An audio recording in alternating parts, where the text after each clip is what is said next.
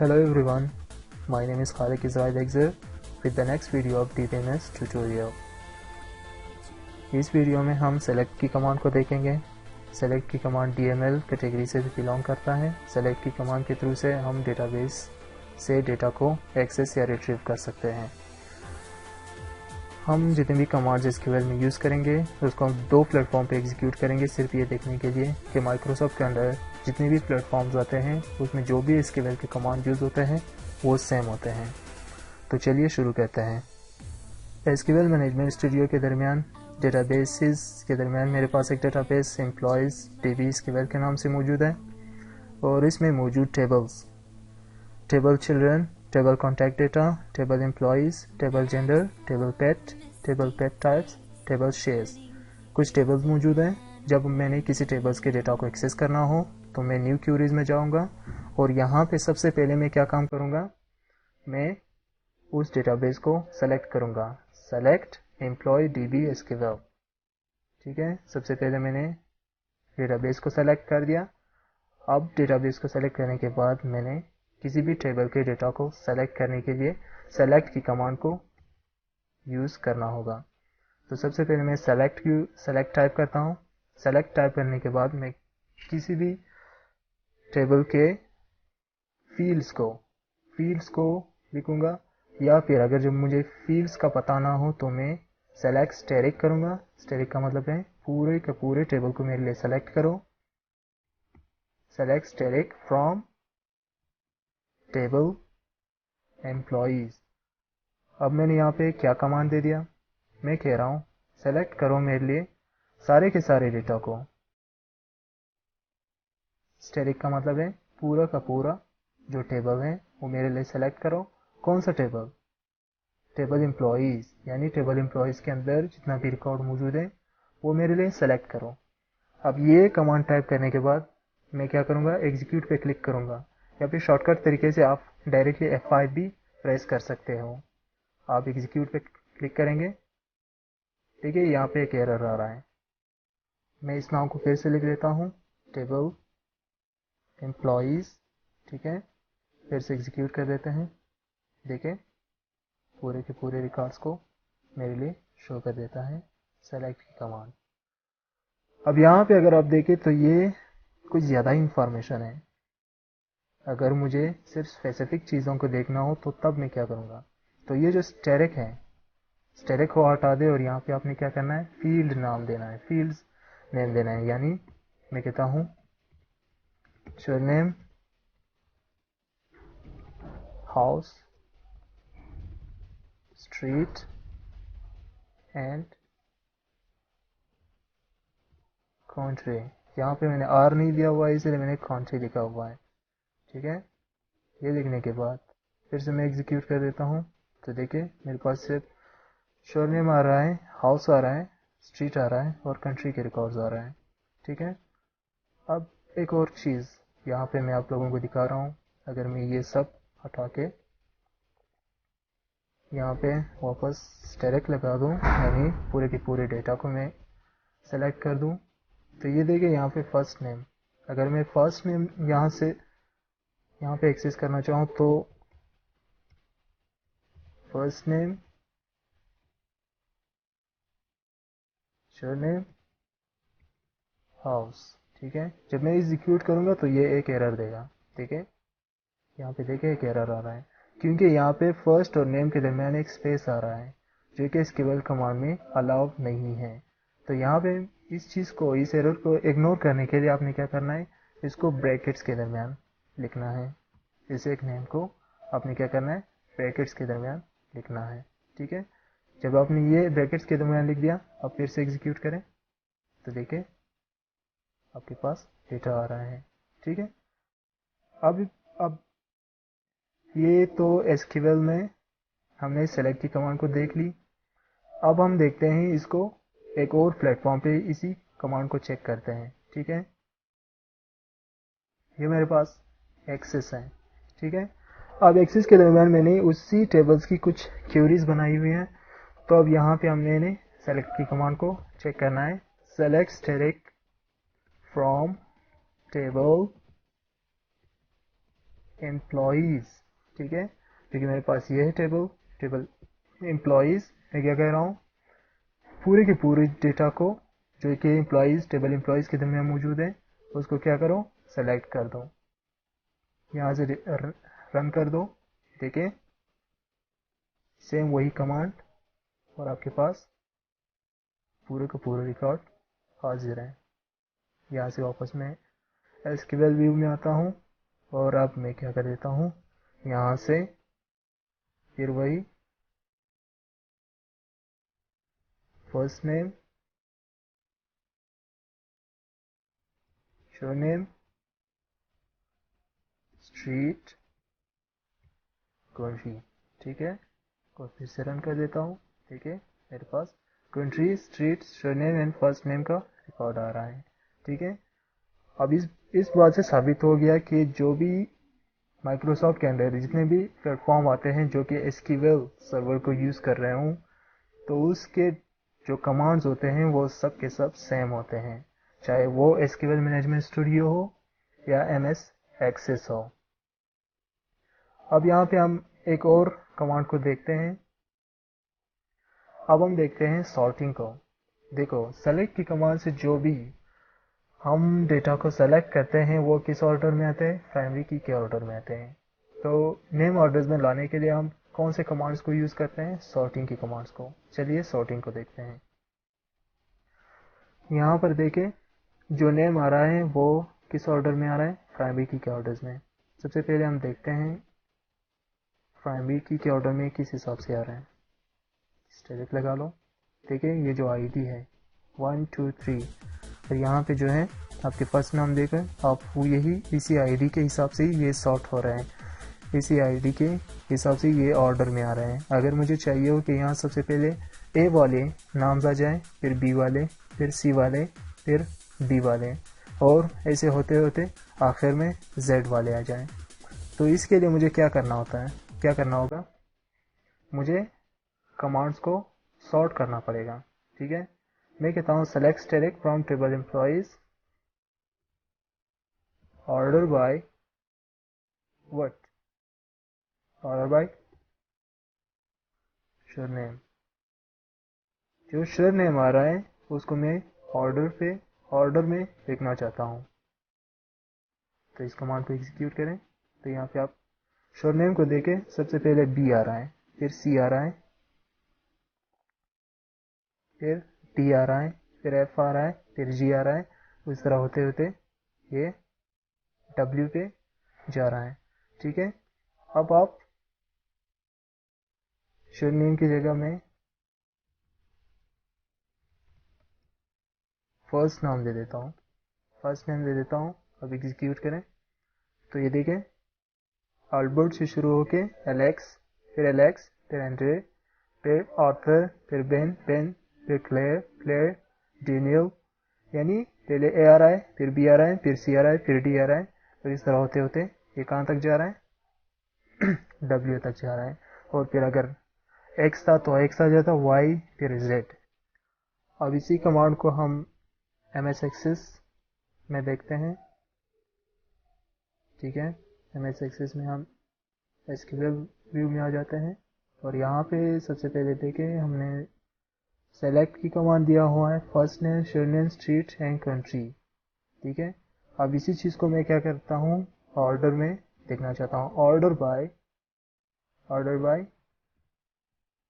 Surname, यानी जो surname की जो फील्ड है वो मुझे ऑर्डर में दिखा रहे हैं। ठीक है, अब ये देखें सरनेम सबसे पहले बी आ रहा है, फिर सी आ रहा है, फिर डी आ रहा है, फिर एफ आ रहा है। ठीक है, अगर आप ऑर्डर में देखने की बगैर यानी ऑर्डर बाय कमांड्स को हटा दें फिर देख लें तो ये बिल्कुल भी ऑर्डर में नहीं है। देखो पहले पी है, फिर डी है, फिर जी है, फिर एफ है, फिर पी है, फिर डब्ल्यू है। ठीक है, अगर आप इसको ऑर्डर बाय कर देते हैं तो ये एक खास ऑर्डर में आएगा जिसमें सबसे पहले ए के नज़दीक वैल्यू आएंगे और फिर ये होते होते जेड तक जाएंगे, ऑर्डर बाय सरनेम। ठीक है, सरनेम हम पहले देख चुके हैं। अब हम क्या करते हैं, फिर से ब्रैकेट लगाते हैं और हम फर्स्ट नेम को ऑर्डर में लेके आता है, फर्स्ट नेम की फील्ड को। देखिए अल्बर्ट से शुरू होके एलेक्स, एंड्रयू, ऑथर, बिन, ठीक है। इसी तरह ए से शुरू होके ये कहाँ पे जा रहा है डब्ल्यू तक, ठीक है। तो ये है हमारे पास ऑर्डर बाय की कमांड, ऑर्डर बाय यानी सॉर्टिंग की कमांड। अब हम देखते हैं डिसेंडिंग ऑर्डर को। डिसेंडिंग ऑर्डर क्या है, जो यानी अगर मैं डेट ऑफ बर्थ को सेलेक्ट करता हूँ तो उस डेट ऑफ बर्थ के थ्रू जो भी यंगेस्ट लोग हैं वो सबसे पहले आएंगे। तो यहाँ से मैं कुछ एंट्रीज को सेलेक्ट कर देता हूँ। सेलेक्ट करता हूँ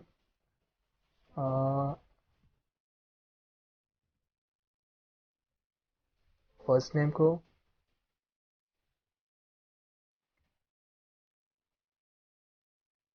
first name, name, street, country and POB, date of birth को, ठीक है। और अब यहाँ पे मैं एक कमांड देता हूँ, order by date of birth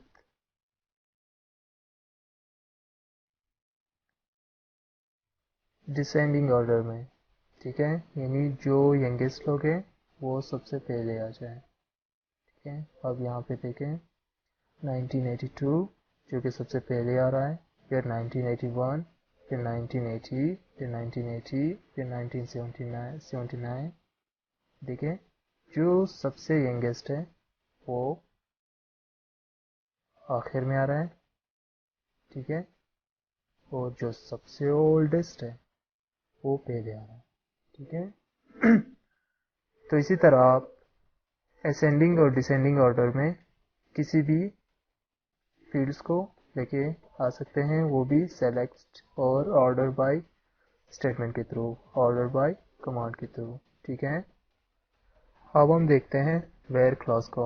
एक दूसरे सेलेक्ट कमांड के अंदर एक और कमांड ऐड करते हैं जो कि डेटा को फिल्टर करने के लिए यूज होता है। यानी थाउजेंड्स ऑफ रिकॉर्ड में किसी एक बंदे के स्पेसिफिक रिकॉर्ड को आपने देखना हो तो आप वेयर क्लॉज की कमांड्स को यूज करते हैं। तो चलिए इस कमांड को देखते हैं। अगर आप इस रिकॉर्ड्स को देखते हैं, आप ज़रा इस रिकॉर्ड के देखें। देखिए मैंने first name, surname, street, country and date of birth select किया हुआ है। अगर आप इस रिकॉर्ड को देखेंगे कुछ ज़्यादा रिकॉर्ड्स है, और आपने अगर इस रिकॉर्ड में किसी स्पेसिफिक बंदे को सर्च करना हो तो ये आपको वन बाय वन चेक करना होता है, और जो कि एक मुश्किल काम है, ठीक है। अगर आप मैसेज में देखें तो मेरे पास 99 रोज है। 99 रोज के अंदर एक बंदे के रिकॉर्ड्स को सर्च करना टाइम कंज्यूमिंग एंड एक मुश्किल काम है। फॉर एग्जांपल मैंने एक रिकॉर्ड को सर्च करना है जिसका नेम है टॉनी, ठीक है। टॉनी शायद दूसरा भी हो, खैर टॉनी, ठीक है। अब मैंने क्या करना है, टॉनी को सर्च करना है। तो यहाँ पे मैं क्या करता हूँ, select first name, surname, street address, country, date of birth from table employees, ठीक है। अब मैंने क्या करना है, वेयर क्लॉज को इस्तेमाल करना है। मैं लिखता हूँ where first name, where first name is equal to क्या, टोनी, ठीक है। जहाँ पे फर्स्ट नेम क्या है, टोनी है, ठीक है। एग्जीक्यूट करें कमांड को। देखें मेरे पास दो टोनी आ रहे हैं, ठीक है। अब इस चीज़ को देखते हैं। देखिए 99 रिकॉर्ड्स के अंदर मुझे टोनी तो मिल गया, लेकिन यहाँ पे दो टोनी है। एक का जो सरनेम है वो मार्स्टन है, और दूसरे का जो सरनेम है वो हैंडकॉक है। तो इस मुश्किल को हल करने के लिए मैं एक और कमांड लिखता हूँ। सॉरी यहाँ पे कुछ एरर आ रहा है। where first name is equal to Tommy and the and की कमांड लिखता हूँ और मैं कहता हूँ and surname as equal to Maston. ठीक है, अब एग्जीक्यूट कर दे इसको। देखिए Tony first name, Maston second इसका शो नेम आ रहा है। देखिए अब मैंने 99 रिकॉर्ड्स के अंदर से एक स्पेसिफिक रिकॉर्ड को सेलेक्ट कर दिया है। किस चीज़ के थ्रू? वेयर क्लॉज के थ्रू। ठीक है, और एंड क्लॉज के थ्रू, यानी वेयर के अंदर ही आ रहा है एंड। ठीक है, ये इसका एक कीवर्ड है। ठीक है, तो इस कमांड को देखें, select first name, surname, street, country, date of birth. First name, surname, street, country and date of birth को सेलेक्ट करो। कहाँ से? टेबल एम्प्लॉइज से, जहाँ पे फर्स्ट नेम टोनी है और इसका सरनेम मार्स्टन है। ठीक है, यानी मार्स्टन यानी टोनी जिसका सरनेम मार्स्टन है, उसका उनका जो रिकॉर्ड है टेबल एम्प्लॉइज के अंदर, उसमें से सिर्फ मुझे first name, surname, street, country and date of birth select करके दिखाते हैं। ये इस चीज़ का कमांड है। ज़रूरी नहीं कि आप ये जो पूरा का पूरा एक कमांड है वो आप एक लाइन में लिखते हैं, आप इसको मल्टीपल लाइन में भी लिख सकते हैं। जैसे कि मैं वेयर को नीचे ला रहा हूँ, या फिर यहाँ पे जो एंड का कमांड इसको भी मैं नीचे लेके आ रहा हूँ, और यहाँ पे जो फ्रॉम है ये इसको भी नीचे लेके आ रहा हूँ। ठीक है, मैंने देखो इसको मल्टीपल लाइन में डिवाइड कर दिया। अब आप एग्जीक्यूट करेंगे तो आपके पास वही रिजल्ट आ रहा है। ठीक है, अगर मैं कह रहा हूँ सेलेक्ट, फिर स्टेरिक, फिर फ्रॉम टेबल कॉन्टैक्ट डेटा। ठीक है, अब देखें मेरे पास कॉन्टैक्ट डेटा में कुछ नहीं है, तो फिर मैं कहता हूँ table employees same to same वही चीज़ आ रहा है। ठीक है, आप मल्टीपल लाइन में भी लिख लें तो वही बात है, आप एक लाइन में भी लिख लें तो सेम वही चीज़ है। अब हम एक और कमांड को देखेंगे। यहाँ पे सैलरी फिर मैं सेलेक्ट कर देता हूँ, सेलेक्ट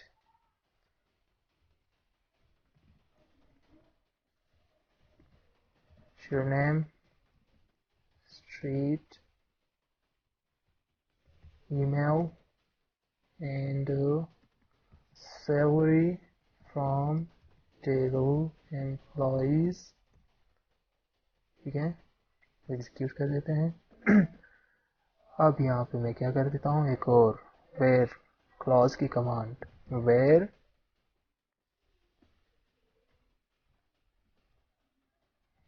सैलरी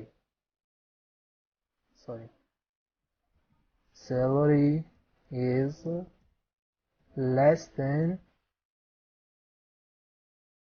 50,000। ठीक है, मुझे सिर्फ वो रिकॉर्ड शो करके दो जिसकी सैलरी 50,000 से कम है। ठीक है, अब ये देखो जितने भी लोग हैं जिसकी सैलरी 50,000 से कम है वो आपको शो करके दे रहे हैं। और अगर मैं यहाँ पे सैलरी इज ग्रेटर देन 50,000, आप देखें सिर्फ दो बंदों की जो सैलरी है वो 50,000 से अबव है। ठीक है, और आप यहाँ पे जो है plus minus is equal to, ये जितने भी ऑपरेटर्स आते हैं वो सारे यूज़ करके देख सकते हैं। ठीक है, इट्स अप टू यू। ये ऐसे समझो कि आपके लिए किस्म का होमवर्क है, आप इस चीज़ को देख लें। तो ये है सेलेक्ट कमांड की वीडियो, जिसमें आपने सेलेक्ट की कमांड को देखा और आपने स्पेसिफिक फील्ड्स को सेलेक्ट करना सीखा, और जिसमें आपने वेयर क्लॉज को देखा जिसमें आप फील्ड्स को जो है फ़िल्टर करते हैं, रिकॉर्ड्स को फ़िल्टर करते हैं और एक स्पेसिफिक रिकॉर्ड को देख सकते हैं। आप उसमें जो है कंपैरिजन कर सकते हैं, यानी सैलरी की जो हमने कंपैरिजन की, जो 50,000 से अबव थी वो हमने देखे, जो 50,000 से कम थे वो हमने देखे। ठीक है, इस तरह आप इक्वल टू के कमांड दे सकते हैं और बाकी ऑपरेटर यूज़ कर सकते हो। It's up to you. अगर आपको ये वीडियो पसंद आ गई हो तो kindly subscribe to my channel for more interesting videos. Next video तक मुझे इजाज़त दीजिए। अल्लाह हाफिज़, सी यू सून।